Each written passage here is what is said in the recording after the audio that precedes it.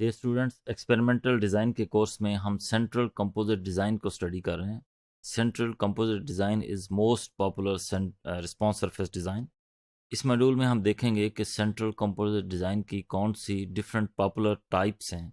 तो टॉपिक है types of A central composite design.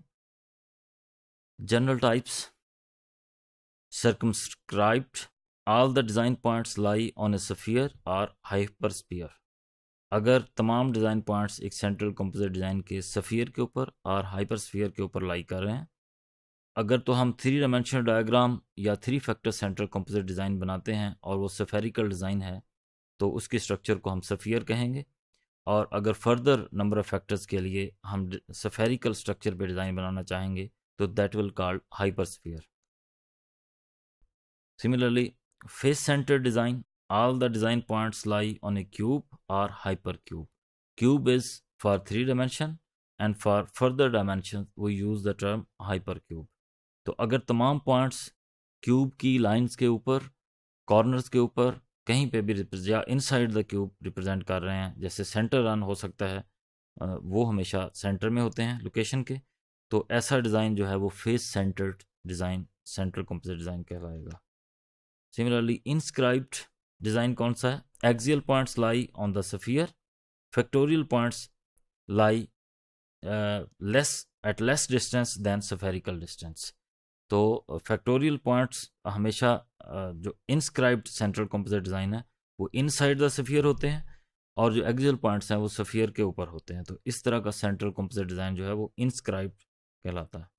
तो यहाँ पे तीनों जो सेंट्रल कंपोजिट डिज़ाइन है उनको शो किया गया है। सर्कमस्क्राइब्ड में हम देख रहे हैं कि हमारे जो फैक्टोरियल पॉइंट्स हैं वो तो सारे क्यूब के कॉर्नर्स हैं, जबकि जो एक्सियल पॉइंट्स हैं ये आउटसाइड द क्यूब हैं और इसलिए सफ़ियर के डिस्टेंस पे हैं।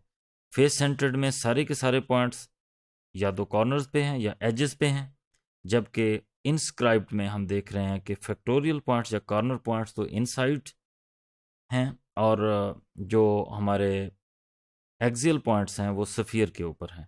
तो इस तरह तीनों किस्म के जो सेंट्रल कंपोजिट डिज़ाइन है उसको हमने ज्योमेट्रिकली शो किया है। Augmented central composite design: central composite design may also be constructed by adding design points at some other locations to the experimental region, for example some edge points. तो central composite design की जो structure है वो हमें allow करती है कि हम इसके अंदर मज़ीद कुछ डिज़ाइन पॉइंट्स ऐड करके इसको थोड़ा सा मॉडिफाई कर सकते हैं, और वो ऑगमेंटेशन में भी एज पॉइंट्स के ऊपर हो सकती है या कोई हाइब्रिड टाइप के डिज़ाइन पॉइंट्स ऐड किए जा सकते हैं inside the structure.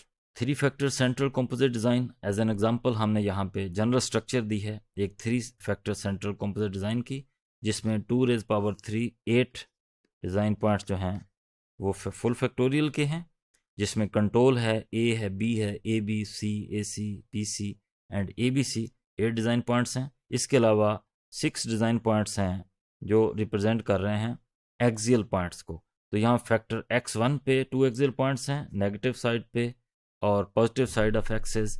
Similarly x2 पे 2 एक्सियल पॉइंट्स हैं on negative and positive both sides of axis and x3 के 2 एक्सियल पॉइंट्स हैं। अगर इस डिज़ाइन को हमने क्यूबाइडल बनाना है तो अल्फ़ा की value that is axial distance from the centre it should be kept at 1, और अगर हमने इसको स्फेरिकल डिज़ाइन बनाना है तो जो अल्फ़ा का डिस्टेंस है सेंटर से वो हमें 3 लेना पड़ेगा।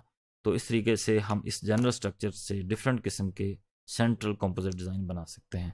तो डियर स्टूडेंट्स, इस मॉड्यूल में हमने देखा कि सेंट्रल कंपोजिट डिज़ाइन की कौन सी डिफरेंट टाइप्स हैं और किस तरह हम उसको ऑगमेंटेशन के ज़रिए या एलोकेशन ऑफ एक्सियल पॉइंट्स के ज़रिए डिफरेंट टाइप्स में कन्वर्ट कर सकते हैं।